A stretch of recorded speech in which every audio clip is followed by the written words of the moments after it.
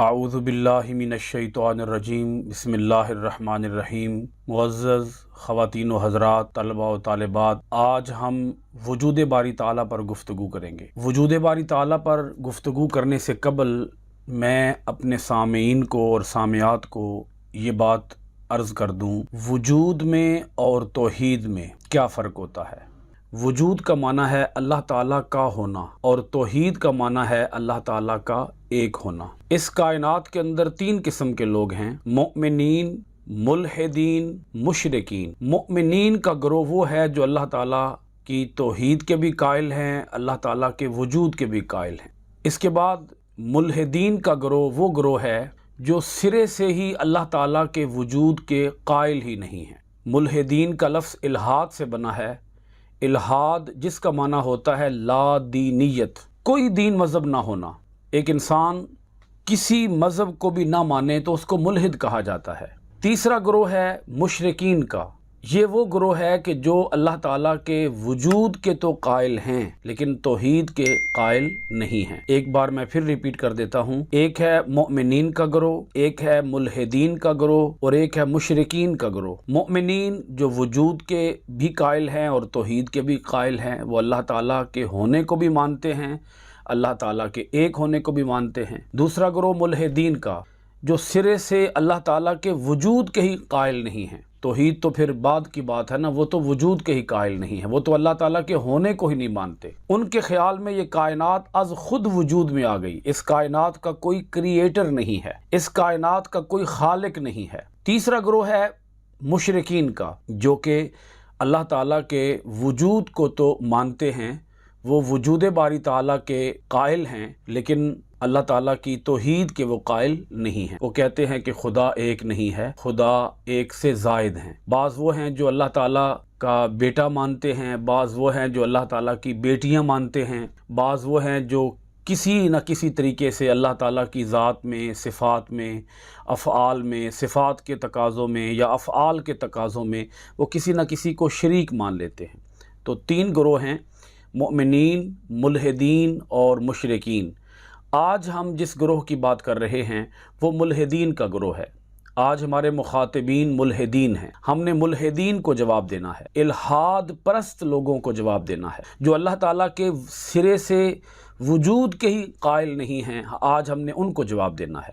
کچھ عقلی جوابات ہوں گے اور کچھ نقلی جوابات ہوں گے۔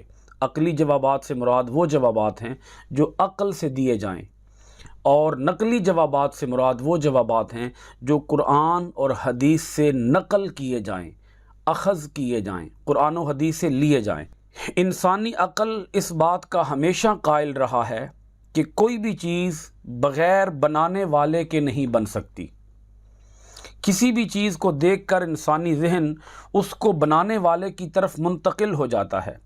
مکان کو دیکھیں تو معمار کا تصور ذہن میں آ جاتا ہے، گھڑی کو دیکھیں تو گھڑی ساز کا تصور ذہن میں آ جاتا ہے۔ ہم یہ سوچ بھی نہیں سکتے کہ کوئی مکان معمار کے بغیر یا کوئی گھڑی ساز کے بغیر بن سکتی ہے۔ اسی طرح کائنات کو دیکھ کر بھی انسان اس کے خالق کے بارے میں سوچنا شروع کر دیتا ہے، کیونکہ یہ ممکن ہی نہیں کہ اتنا بڑا منظم اور مربوط جہان کسی بنانے والے کے بغیر خود بخود بن جائے۔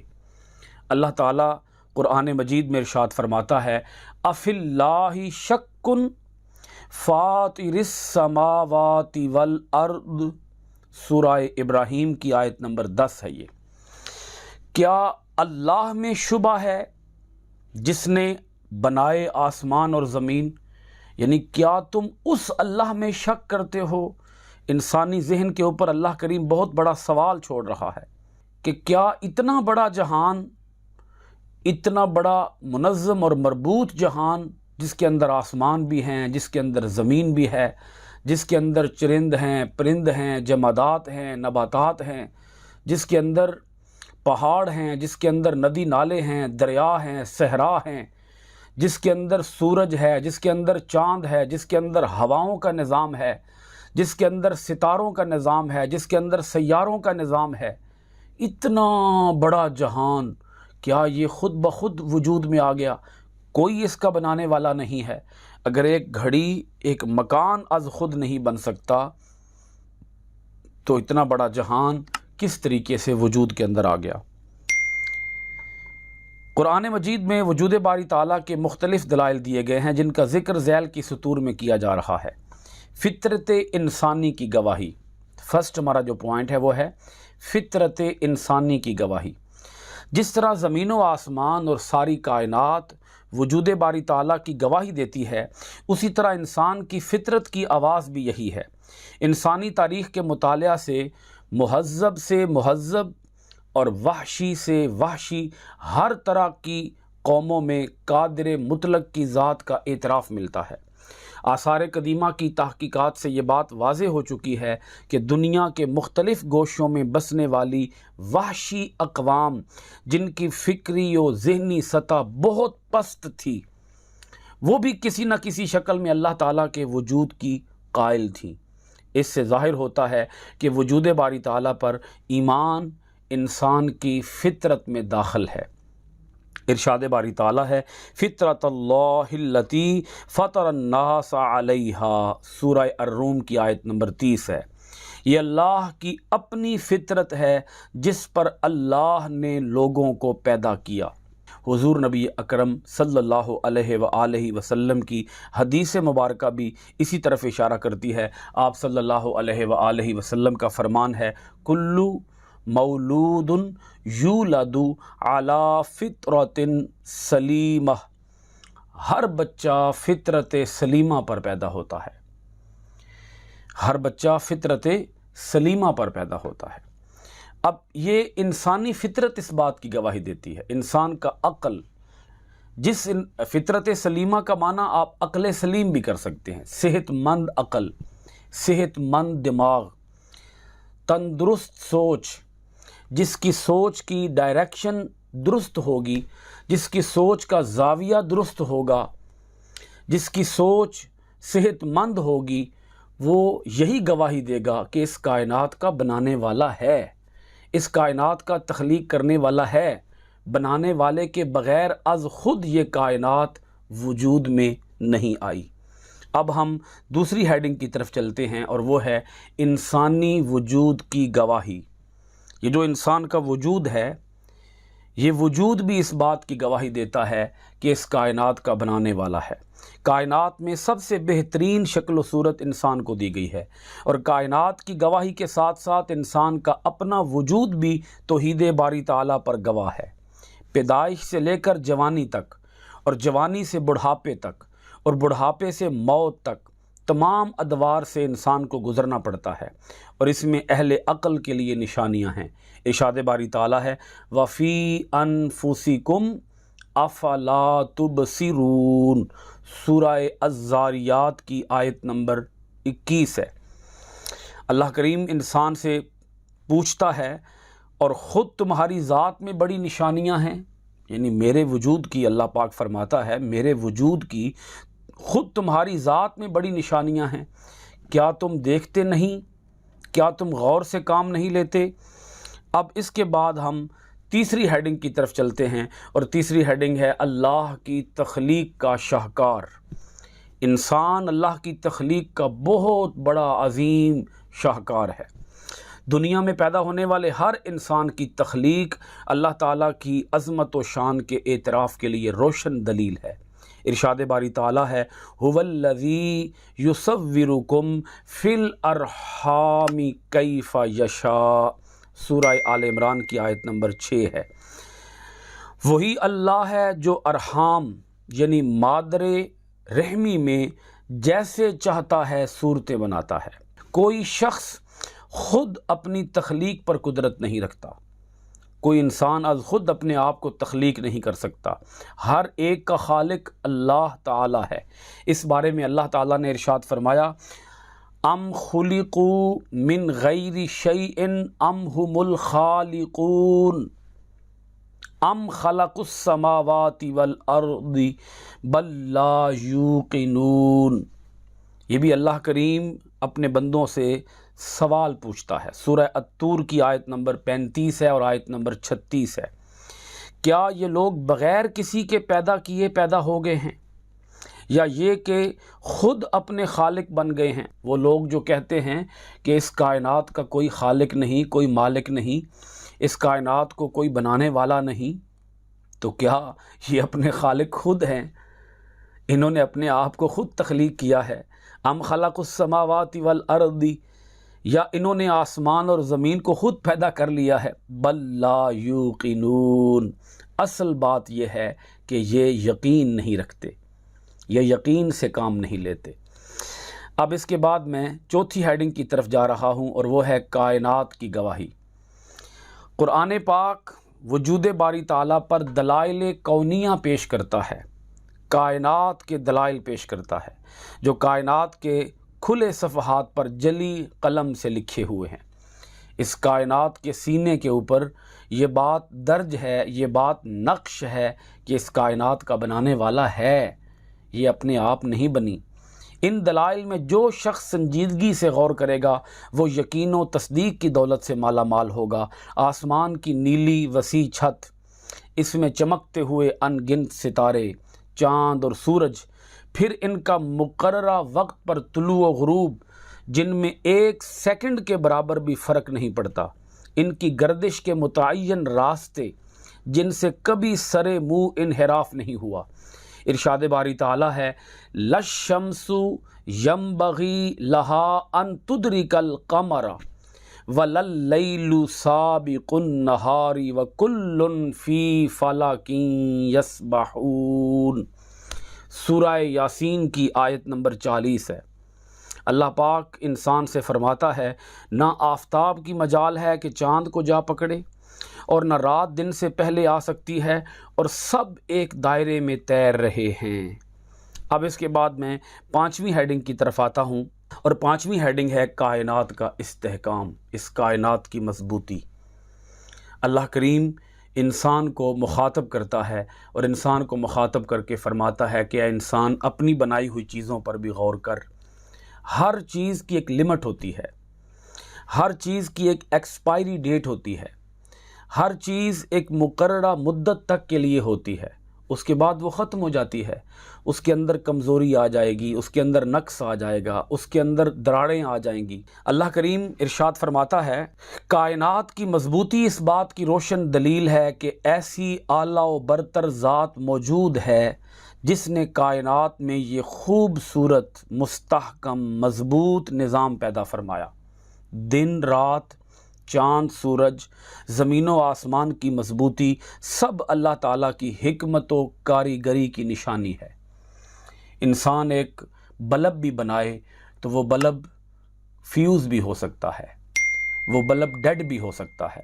انسان کی بنائی ہوئی مشینیں ایک وقت پر ناکارہ ہو جاتی ہیں، ایک وقت پر اپنا کام چھوڑ دیتی ہیں، پرانی ہو جاتی ہیں، لیکن یہ سورج اور چاند جب سے بنا ہے آج تک پرانا نہیں ہوا، آسمان جب سے بنا ہے آج تک پرانا نہیں ہوا، اور سیارے ہیں، ستارے ہیں، یہ جب سے بنے ہیں آج تک پرانے نہیں ہوئے، ان میں کوئی نقص نہیں آیا، کوئی خرابی نہیں آئی، کوئی ایرر نہیں آیا، کوئی مسٹیک نہیں آئی، یہ چل رہا ہے نظام، جب سے بنا ہے تب سے چل رہا ہے بغیر کسی انقطاع کے۔ اللہ کریم نے سورہ النمل کی آیت نمبر 88 کے اندر ارشاد فرمایا، صنع اللہ الذی اتقن کل شیء، کاریگری اللہ ہی کی ہے جس نے ہر چیز کو مضبوط بنا رکھا ہے۔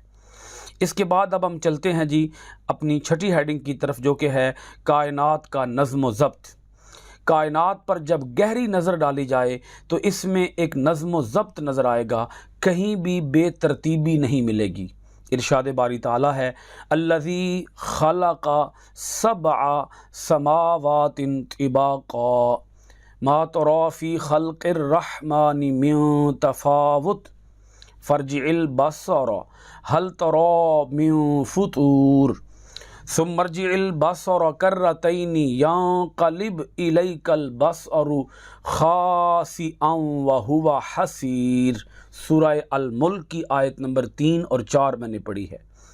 اللہ پاک فرماتا ہے کائنات کے نظم و ضبط کے بارے میں، ڈسپلن کے بارے میں، اس کائنات کے نظام کے بارے میں اللہ کریم فرماتا ہے، وہی اللہ ہے جس نے 7 آسمان تہ بتہ پیدا کر دیے، تو خدائے رحمان کی صنعت میں کوئی خرابی نہ دیکھے گا، سو تو پھر نگاہ ڈال کر دیکھ لے، کہیں تجھ کو کوئی خلل نظر آتا ہے؟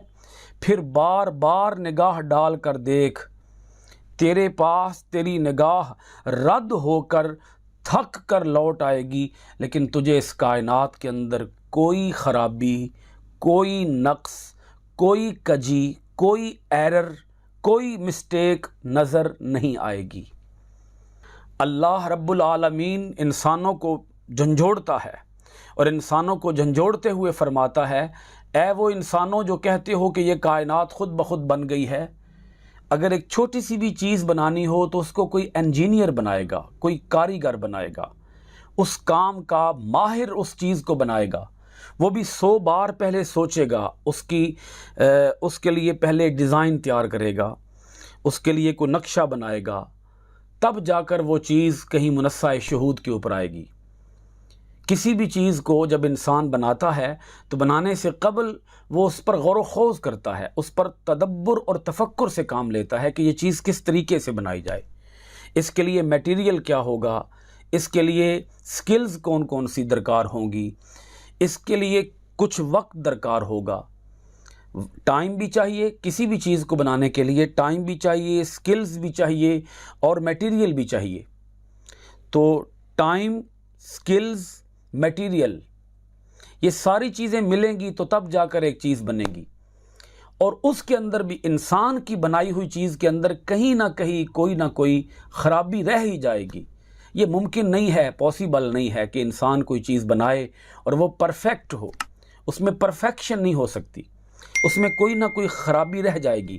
لیکن اللہ کریم فرماتا ہے، اے انجینئروں، اے کاریگروں، اے ماہروں، تم اس کائنات کے اندر غور کرو اور اس میں سے کوئی ایک نقص نکال کے دکھاؤ، کوئی ایک کمی نکال کے دکھاؤ۔ اگر تم کوئی چیز بناؤ تو اس کے اندر کوئی نہ کوئی ایرر رہ جائے گا، اس کے اندر کوئی نہ کوئی خرابی رہ جائے گی، اس کے اندر کوئی نہ کوئی نقص رہ جائے گا، تو یہ کائنات جس کے بارے میں تم یہ دعویٰ کرتے ہو کہ یہ خود بخود بن گئی ہے، اگر خود بخود بن گئی ہے تو اس میں بھی کوئی پھر مسٹیک تو ہونی چاہیے، کوئی ایرر تو ہونا چاہیے، کہیں کوئی بد نظمی تو آنی چاہیے، کہیں کوئی بگاڑ تو آنا چاہیے۔ جب اس کائنات کے اندر کوئی بگاڑ نہیں ہے، کوئی خرابی نہیں ہے، یہ جب سے کائنات بنی ہے ایک منظم، مربوط، مستحکم نظام کے تحت چل رہی ہے، ویل آرگنائزڈ نظام کے تحت چل رہی ہے، تو پھر مان لو کہ اس کائنات کو کوئی بنانے والا ہے، اس کائنات کو کوئی تخلیق فرمانے والا ہے۔ اب اس کے بعد ہم چلتے ہیں جی اپنی 7ویں ہیڈنگ کی طرف، اور وہ ہے نظام کائنات پر غور و فکر۔ نظام کائنات کے نظم و ضبط سے معلوم ہوتا ہے کہ ایسی اعلیٰ و برتر ذات موجود ہے جو کائنات کے خوبصورت نظام کی خالق ہے، اسی لیے اہل عقل کو اس نظام پر غور و فکر کی دعوت دی گئی ہے۔ ارشاد باری تعالیٰ ہے سورہ آل عمران آیت نمبر 190، ان فی خلق السماوات والارض واختلاف اللیل والنہار لآیات لأولی الالباب۔ بڑی ہی خوبصورت اور پیاری آیت مبارکہ۔ اللہ پاک ارشاد فرماتا ہے، بے شک آسمان و زمین کی پیدائش اور رات دن کے عدل بدل میں اہل عقل کے لیے بڑی نشانیاں ہیں۔ واختلاف اللیل والنہار، رات اور دن کے عدل بدل میں، رات آتی ہے تو پھر دن آتا ہے، دن آتا ہے تو پھر رات آتی ہے۔ اگر انسان اس میں غور کرے گا، آسمان کی تخلیق میں، زمین کی تخلیق میں، دن اور رات کی تبدیلی میں انسان اگر غور کرے گا تو اس کو اللہ رب العالمین کے وجود کی ان گنت نشانیاں نظر آئیں گی۔ 8ویں اور آخری ہیڈنگ کی طرف چلتے ہیں جی، یہ ہے انبیاء و مرسلین کی گواہی۔ 1,24,000 کم و بیش انبیاء کرام اور ان میں سے 313 رسل اعظام وہ اس بات کی گواہی دے رہے ہیں کہ اس کائنات کا بنانے والا ہے اور وہ اللہ ہے۔ 1,24,000 انبیاء و مرسلین اپنے اپنے زمانے میں تمام لوگوں کو خدائے وحدہ لا شریک کا پتہ بتاتے رہے اور اس کے موجود ہونے پر دلائل دیتے رہے۔ تمام انبیاء کرام کی بعثت کا مقصد بھی ایک خدا کی ذات کو تسلیم کرنا اور لوگوں سے تسلیم करवाना था। इन तमाम अंबिया किराम की तालीमात का निचोड़ कुरान मजीद यूँ बयान करता है। सूरह अन-नहल की आयत नंबर 36 है। अल्लाह पाक फरमाता है, वलक़द बअसना फ़ी कुल्ली उम्मतिर रसूलन अन इअ्बुदुल्लाह वज्तनिबुत तागूत, और हमने हर उम्मत में एक रसूल भेजा जो इनको ये तालीम दे कि वो सिर्फ़ अल्लाह की इबादत करें और शैतान से दूर हो जाएं। अल-मुख्तसर ये कि कुरान मजीद के अंदर बहुत सारी आयात ऐसी हैं जो अल्लाह ताला के वजूद पर गवाह हैं। इन आयात बैयनात के होते हुए कोई भी ज़ी अक़ल और साहिब शऊर इंसान अल्लाह ताला के वजूद की नफ़ी किसी भी सूरत में नहीं कर सकता। मुअज़्ज़ज़ और मोहतरम ख़वातीन व हज़रात, तलबा व तालिबात, मैं अपनी गुफ्तगू को वाइंड अप करते हुए सब अपने सुनने वालों को ये मैसेज देना चाहूँगा कि इस कायनात के अंदर मुल्हिदीन का ग्रोह ये बड़ा एक मज़बूत ग्रोह है जो अल्लाह ताला के वजूद का इनकार करता है। मग़रिब के अंदर, यूरोप के अंदर, अमेरिका के अंदर कई एक यूनिवर्सिटियाँ ऐसी हैं, कॉलेजेस ऐसे हैं, तालीमी इदारे ऐसे हैं जो बाकायदा तौर पर बच्चों को तालीम देते हैं इल्हाद की, लादीनियत की, और वो सिखाते हैं कि हम मादर पिदर आज़ाद हैं, हमें कोई पैदा करने वाला नहीं है, कोई कवानीन नहीं हैं, कोई कायदे नहीं हैं, कोई ज़ाबते नहीं हैं, बस जैसे मर्ज़ी है ज़िंदगी बसर करो, इंसान को दोबारा ज़िंदा नहीं किया जाएगा, इंसान से हिसाब व किताब नहीं होगा, कोई ना जन्नत है ना दोज़ख है ना कोई आखिरत है, यही एक ज़िंदगी है, जैसे चाहो खाओ, जैसे चाहे पियो, जैसे चाहे पहनो। एक वाहयात किस्म का या एक इंतहाई फ़ुज़ूल किस्म का तबका है जो अक़ल से आरी है, सोच से आरी है, और वो अपने आप कह लें बेबुनियाद किस्म के दलाइल देकर, बेबुनियाद बेतुक्के किस्म के दलाइल देकर लोगों को कन्विंस करने की कोशिश करता है इस बात की तरफ कि इस कायनात का कोई बनाने वाला नहीं है। तो ये बड़ा ही एक मज़बूत हमारा अक़ीदा है। एक हम कहते हैं, एक हमारा अक़ीदा ये है कि इस कायनात का बनाने वाला है, और एक हमारा अक़ीदा है इस कायनात का बनाने वाला एक है। जब हम ये कह रहे होते हैं कि इस कायनात का बनाने वाला है, तो उस वक़्त हम वजूदे बारी ताला को बयान कर रहे होते हैं। जब हम कह रहे होते हैं कि इस कायनात का बनाने वाला एक है, तो उस वक़्त हम तौहीदे बारी ताला को बयान कर रहे होते हैं। जब हम वजूद की बात करेंगे तो हम मुल्हिदीन से मुखातब होंगे, और जब हम तौहीद की बात करेंगे तो हम मुशरिकीन से मुखातब होंगे। अल्लाह करीम हम सब को वजूद बारी ताला पर और तौहीद बारी ताला पर मज़बूत ईमान, मुस्तहकम अक़ीदा अता फ़रमाए। बहुत शुक्रिया। अस्सलामु अलैकुम व रहमतुल्लाहि व बरकातहू।